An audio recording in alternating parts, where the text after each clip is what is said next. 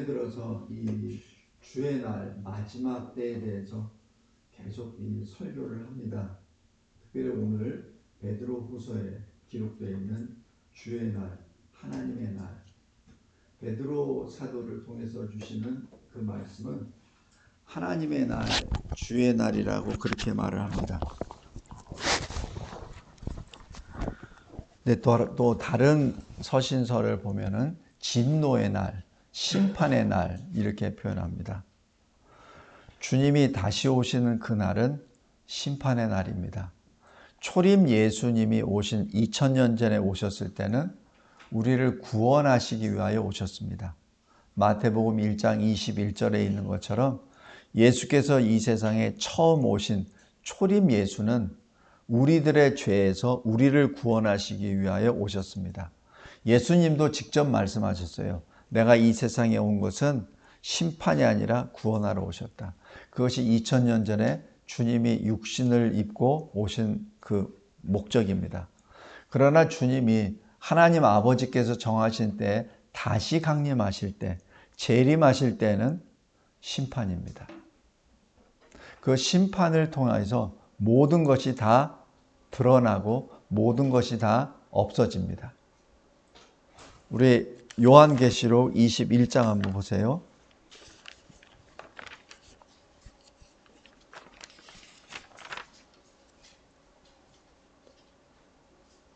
21장 보면은 처음 하늘과 처음 땅이 없어졌다라고 기록합니다. 그러니까 처음 하늘, 우리가 보고 있는 이 하늘과 땅은 존재하지 않습니다. 그리고 새 하늘과 새 땅이 보입니다. 이것이 우리가 볼 새로운 세상이죠. 그런데 예수를 믿지 아니하는, 그리하여 생명책이 기록되지 아니한 자들은 20장 15절입니다. 불못에 던져진다라고 기록합니다. 성도 여러분, 우리가 다시 한번 기억해야 될 것은 우리가 살고 있는 이 세상은 영원한 세상이 아닙니다. 우리는 마치 이 세상이 영원한 것처럼 착각하고 살아가고, 또 다시 얘기해서 지금 내가 현재 가지고 있는 것을 영원토록 가지고 있다고 생각합니다. 착각입니다. 우리 그 수많은 사람들이 이 세상을 떠날 때 이 세상에 가지고 있는 어느 것 하나 가지고 가지 못합니다. 부자로 죽은 사람은 관도 멋있고 비싸고 수의도 멋있는 것을 입겠죠. 그러나 땅에 묻히거나 그리고 화장터에 지나고 나면 남는 것은 죄밖에 없습니다. 아무것도 가져가는 게 없어요. 마치 이 세상 마지막 때도 마찬가지입니다. 예수께서 재림하실 때 모든 것이 다 사라져 버립니다. 오늘 여기 베드로후서 3장 잘 보십시오. 베드로후서 3장 10절 잘 보세요. 주의 날이 도둑같이 오리니 그날에는 하늘이 큰 소리로 떠나가고 물질이 뜨거운 불에 풀어지고 땅과 그 중에 있는 모든 일이 드러나리로다 라고 기록합니다. 성도 여러분, 우리는 매일 이러한 마지막 때를 경험하고 있습니다. 우리 장례식 끝나고 화장터에 한번 가보세요. 그 줄 서잖아요. 그리고 그 떠난 그 죽은 자의 시신은 재로 남아서 사실 한 줌으로 남죠. 바로 그것이 각자 개인의 마지막 종말을 예표하는 것이 아닌지요. 우리는 그것을 날마다 보고 있습니다. 그것이 예수 재림 때의 이 세상의 모습이요. 그리고 우리 각자가 죽음 앞에 주님을 만날 때 그 모습이기도 합니다. 그런데 우리는 그것을 자꾸 잊어먹어요. 그것을 알면서도 자꾸 그게 아니라고 생각하며 살아가는 그러한 경향이 있습니다. 오늘 여기 베드로후서 베드로는 사실 많이 배우지 못한 사람이에요. 그러나 베드로가 설교하는 것에 대하여 그 누구도 옆에서 감히 이야기를 할 수 없었습니다. 그것이 사도행전에 기록하죠. 그들이 배운 것이 없는 것 줄 알고 학문이 없는 것 줄 알았는데 제사장들이나 서기관들이 사도들 앞에 아무 말도 못합니다. 그저 능욕만 하고 때리기만 하고 가르치지 말란 말만 할 따름이죠. 어떤 말도 하지 못합니다. 이 베드로 사도가 주님을 증언하고 난 다음 마지막으로 남긴 이 베드로후서 말씀을 잘 기억하기 바랍니다. 요한계시록을 통한 것처럼 많은 문장을 가지고 마지막 종말의 때를 설명하지도 않았습니다. 사도 바울처럼 어떤 논리적으로 설명은 하지 않았습니다. 그러나 베드로 사도는 보았습니다. 봤길래 이렇게 기록하는 겁니다. 우리가 이 장례식 끝나고 화장터에서 화장하고 나오는 그 재를 봤잖아요. 그 재를 보고 설명하듯이 지금 베드로 사도도 주님이 주시는 계시를 통하여 마지막 때를 보고 지금 이렇게 기록한 겁니다. 베드로 사도처럼 투박한 사도도 없어요. 그의 문장도 그렇고 표현 방식도 그렇습니다. 주님이 보여주신 그 계시대로 그냥 기록합니다. 주의 날이 도둑같이 옵니다. 아무리 이 세상에 어떤 현인이나 어떤 지혜자가 있어도 그날은 알 수 없습니다. 근데 그날에는 하늘이 마치 종이 축을 휘말아서 사라져 버리듯이 큰 소리를 내며 사라져 버립니다. 그리고 이 세상에 있는 모든 물질들, 모든 눈에 보이는 것 보이지 않는 모든 것들이 다 뜨거운 불로 다 타서 사라져 버립니다. 마치 시신을 태우고 난 다음에 재로 남듯이 그렇게 남습니다. 이것을 베드로 사도가 어떻게 이렇게 기록하고 있죠? 베드로 사도가 봤어요. 마지막 때를 본 겁니다. 그럼 이렇게 말하죠. 어떻게 봤냐고. 그렇죠. 우리는 3차원의 공간에 시간에 묶여있는 사람이기에 앞으로 일어날 일을 보지 못합니다. 그러나 하나님은 시간과 공간에 매여 있는 분이 아니신 바로 시간과 공간을 창조하신 분이시기에 베드로 사도에게 그 시간과 공간을 뛰어넘는 마지막 때를 지금 보여주신 거예요. 그래서 베드로 사도는 그것을 보고 지금 기록합니다. 다른 사도들처럼 그것을 아주 그냥 길게 묘사도 하지 못해요. 그러나 베드로의 영으로 받은 그 모습은 뜨거운 불에 풀어져 버립니다. 다 사라져 버립니다. 그리고 그 땅에 있는 모든 것이 다 드러납니다. 뭐가 드러난다는 얘기예요? 모든 세상의 죄악들이 다 드러난다는 얘기예요. 그리고 하나님의 백성들이 하나님 나라와 의를 구하려고 했었던 그 피와 땀과 그 기도가 다 드러난다는 얘기입니다. 죄악이 드러나고 하나님 앞에 행했던 하나님을 기쁘시게 하는 일들이 다 드러난다는 얘기예요. 성도 여러분, 우리 인간으로서는 상상할 수 없고 생각할 수 없는 일입니다. 베드로 사도가 그렇게 말합니다. 지금 이 10절에 있는 이 계시를 보고 그 다음에 1절부터 9절까지가 나옵니다. 그냥 베드로 사도가 그냥 자기가 들어서 생각한 걸 논리적으로 쓴 것이 아니라 10절 그 계시를 보고 난 다음에 그 다음에 후서를 기록합니다. 잘 보십시오. 1절, 2절 보세요. 지금 이 10절 말씀은 갑자기 일어난 듯 하지만은 그러나 갑자기 예상하지 못한 것이 아니라 이미 구약의 선지자들이 이미 말씀을 했고 신약에 예수께서 사도들에게 다 가르쳐 주신 내용이었습니다. 베드로후서 3장 10절에 있는 것은 우리가 전혀 몰랐던 것이 아니라 이미 우리가 다 들었던 내용입니다. 그 하나하나를 여기서 찾지는 않겠습니다. 여기 설교 요약에 보시면 그 내용이 나와 있습니다. 그런데 3절부터는 이 마지막 때 어떤 현상이 일어나냐면은 하나님의 말씀을 조롱하는 자들이 나타납니다. 하나님의 말씀을 듣긴 들어도 그걸 어떻게 믿어? 어떻게 그런 게 있을 수 있어? 나는 못 믿겠어. 라고 말하는 사람들. 하나님이 심판하시는 말, 거짓말하지 마. 아직까지도 있잖아. 지금 2000년이 지났잖아. 뭐가 오신다는 얘기야. 라고 조롱하는 사람들이 많이 일어난다는 얘기입니다. 성도 여러분, 사람은 하나님이 아니에요. 근데 마치 자기가 하나님이 된 것처럼 그렇게 하나님을 조롱합니다. 어떻게 하나님을 조롱하냐고요? 하나님이 주신 이 성경 말씀을 조롱해요. 그게 하나님을 조롱하는 겁니다.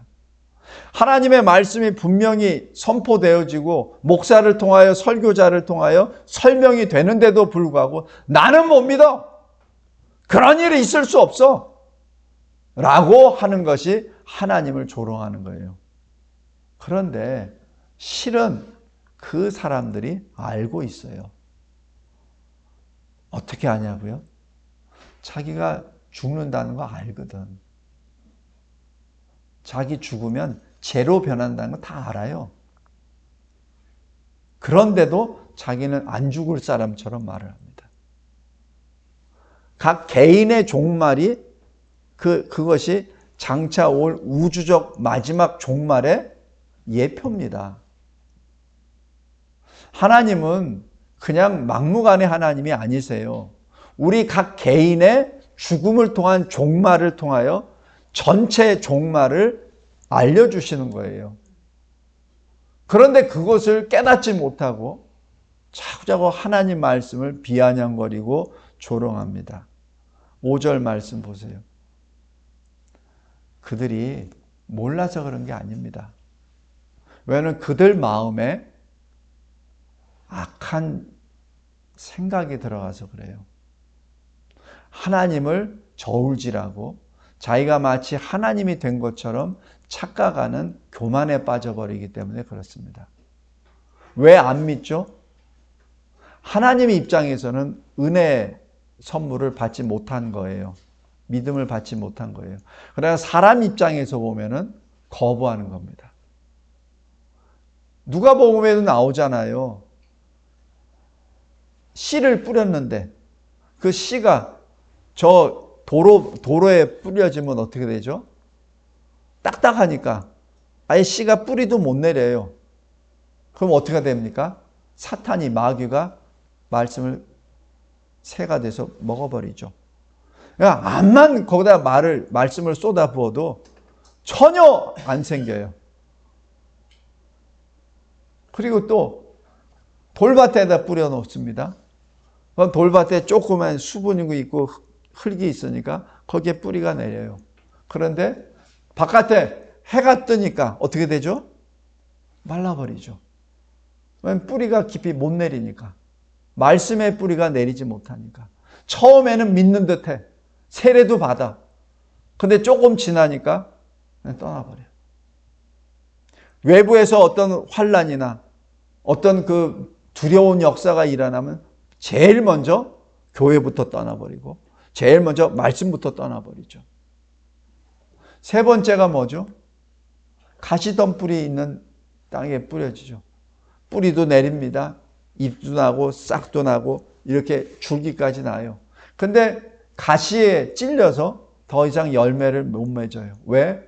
세상 돈 걱정, 세상에 먹을 것 걱정, 세상에 자기 직장 걱정, 자기 자식 걱정, 장차 일어날 일에 대한 걱정, 그것 때문에 다 찢겨버리죠.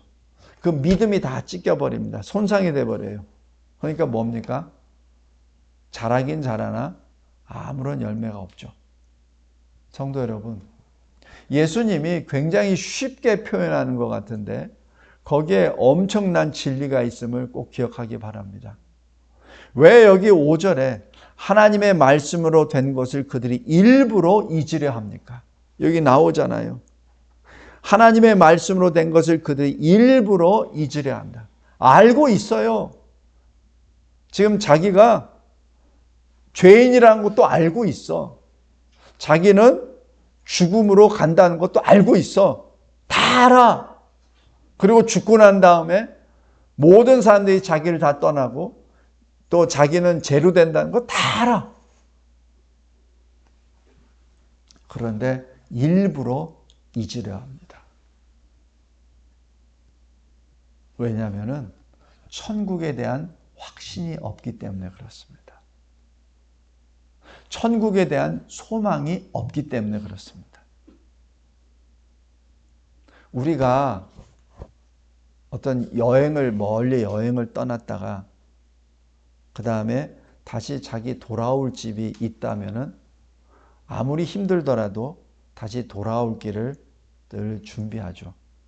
근데 떠나긴 떠났는데 돌아갈 곳이 없어. 그럼 어떻게 되죠? 막 살죠. 막 삽니다. 될 대로 되라는 얘기죠. 성도 여러분, 왜 하나님의 말씀으로 된 것을 그들이 일부러 잊으려 합니까? 하나님을 못 믿기 때문에 그렇고 하나님이 예비하신 천국을 소망하지 않기 때문에 그렇습니다. 우리 잘 기억하시기 바랍니다. 하나님은 살아계시고 또 하나님은 심판하십니다. 그런데 왜 심판하시죠?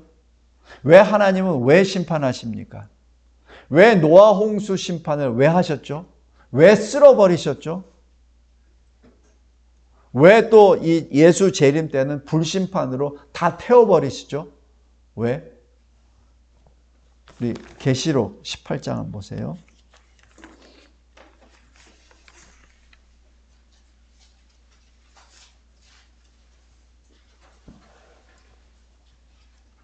계시록 18장 20절 말씀 보겠습니다.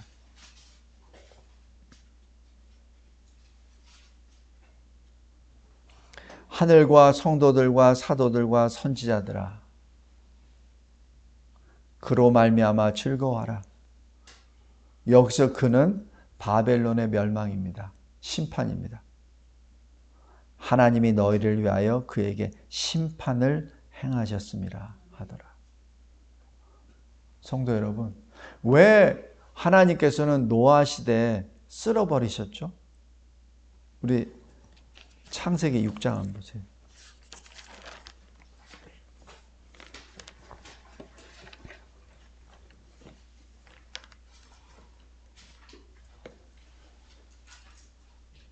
창세기 6장 5절 보세요. 여호와께서 사람의 죄악이 세상에 가득함과 그의 마음으로 생각하는 모든 계획이 항상 악할 뿐임을 보시고 땅 위에 사람 지으셨음을 한탄하사 마음에 근심하시고 이르시되 내가 창조한 사람을 내가 지면에서 쓸어버리되 사람으로부터 가축과 기는 것과 공중의 새까지 그리하리니 이는 내가 그것들을 지었음을 한탄함이니라 하시니라. 이게 심판입니다. 네, 왜 심판하십니까? 바로 8절입니다. 그러나 노아는 여호와께 은혜를 입었더라. 노아를 구원해 내시기 위하여 심판하십니다. 왜냐하면 그렇지 아니하면 노아마저도 죄악의 쓰나미에 쓸려가 버리기 때문에 그렇습니다. 노아를 살리시기 위하여 세상을 쓸어버리십니다. 오늘 여기 계시록 18장 20절 말씀도 마찬가지입니다. 왜 이 세상이라는 바벨론을 없애버리시죠? 하나님이 말씀하십니다. 너희를 위하여 그에게 심판을 행하셨습니다. 너희를 위하여. 왜 새하늘과 새 땅을 왜 예비하셨죠? 왜 거룩한 성 새 예루살렘을 예비하셨습니까? 생명책에 기록된 사람들을 위해서 예비하셨죠. 그죠? 결론이 딱 나오잖아요. 여기 19장 2절 한번 보세요. 계시록 19장 2절. 그의 심판은 참되고 의로운지라. 음행으로 땅을 더럽게 한 큰 음녀를 심판하사 자기 종들의 피를 그 음녀의 손에 갚으셨도다.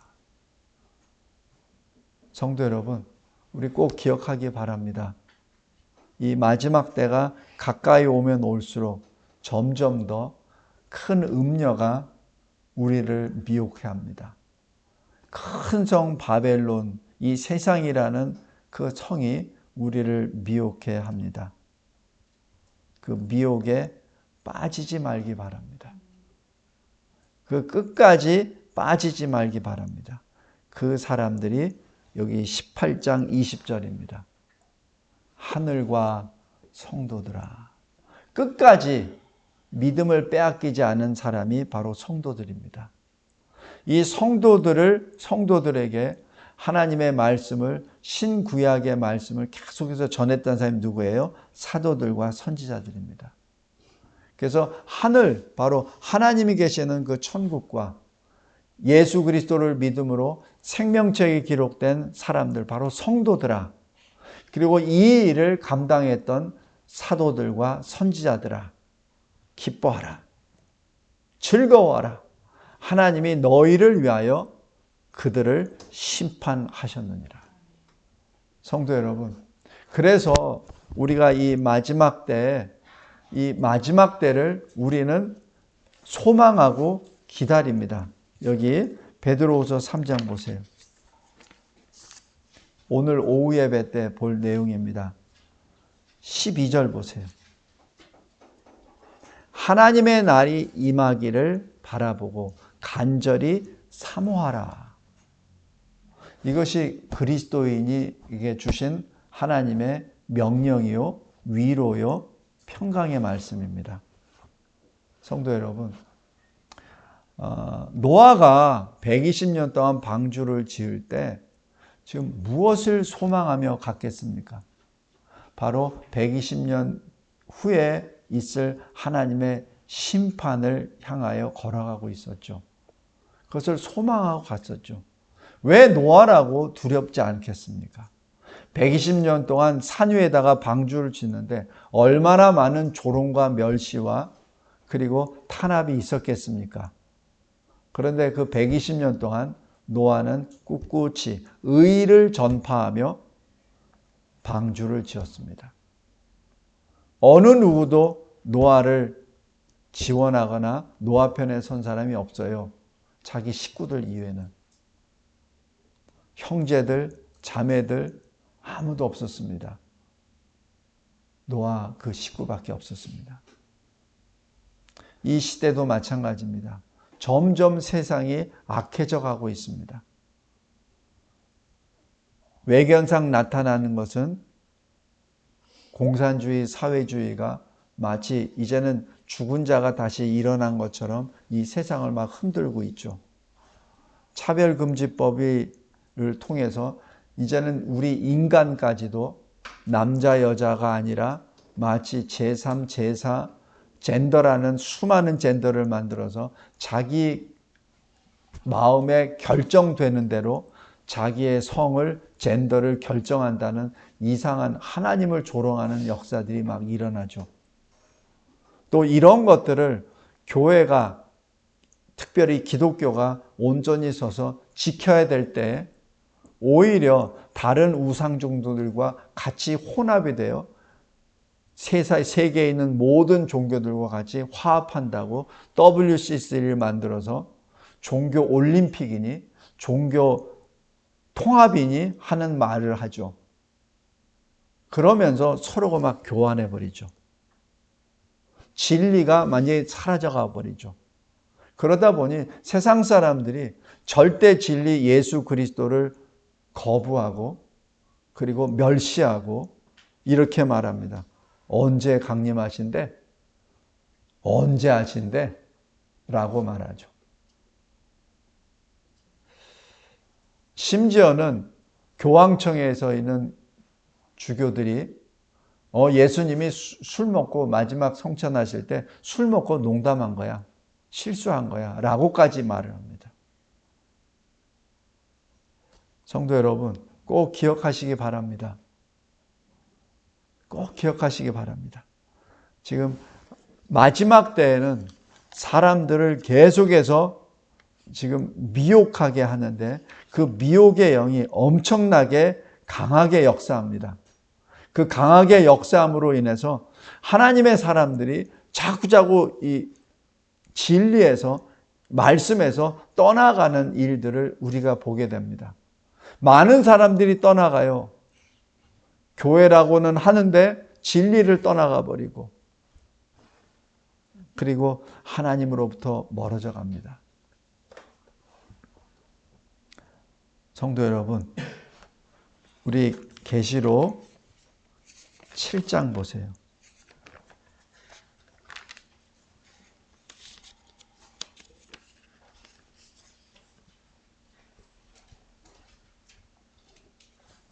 계시록 7장에 구원받은 자들이 흰 옷을 입고 서 있습니다. 상징적인 수 14만 4천이라고도 부르고 또 하나는 이루 헤아릴 수 없는 많은 사람들이라고도 표현합니다. 똑같은 표현입니다. 근데 이 흰옷 입은 자들이 누굽니까? 그것이 7장 13절입니다. 그때 14절에 이렇게 기록합니다. 저 흰옷 입은 자들, 저 보좌의 앞에 흰옷 입은 자들, 14만 4천 또는 헤아릴 수 없이 많은 사람들, 그 사람들은 큰 환난에서 나오는 자들인데 어린 양의 피에 그 옷을 씻어 희게 하였느니라 라고 기록합니다. 성도 여러분, 마지막 때 하나님 앞에 서 있는 자, 하나님이 주시는 주님이 십자가에 달려 죽으시면서 우리에게 주신 의의 두루마기, 그 흰옷을 입고 주님 앞에 서서 주님께 영원토록 예배 찬송을 드리는 저와 여러분이 되기를 바랍니다. 오늘 여기 주의 날이 반드시 속히 옵니다. 근데 그 속히 올 그때는 우리는 아무도 알지 못합니다. 오직 하나님 아버지께서 그 권한에 두셨기 때문에 그렇습니다. 지금은 아직은 그때가 안 왔습니다. 그러나 굉장히 가까이 왔습니다. 그러기에 그 가까이 오면 올수록 세상은 점점 더 악해지고 하나님을 조롱하고 하나님의 말씀을 멸시하고 조롱하고 할 터인데 그때일수록 더욱더 깨어있는 자 되길 바랍니다. 아직 낮입니다. 그러므로 복음을 전합시다. 하나님은 사랑의 하나님이십니다. 그러나 공의의 하나님이십니다. 하나님은 사랑으로 인하여 자기 백성을 구원하시는 하나님이십니다. 그러나 그 자기 백성을 괴롭게 하고 멸하려고 하는 악한 무리들을 하나님께서는 반드시 심판하십니다. 하나님 앞에 늘 깨어있는 자, 주님의 날이 반드시 속히 올 터인데 하나님과 함께 동행하는 저와 여러분이 되시기를 주 예수 그리스도의 이름으로 기도합니다. 감사하고 감사합니다.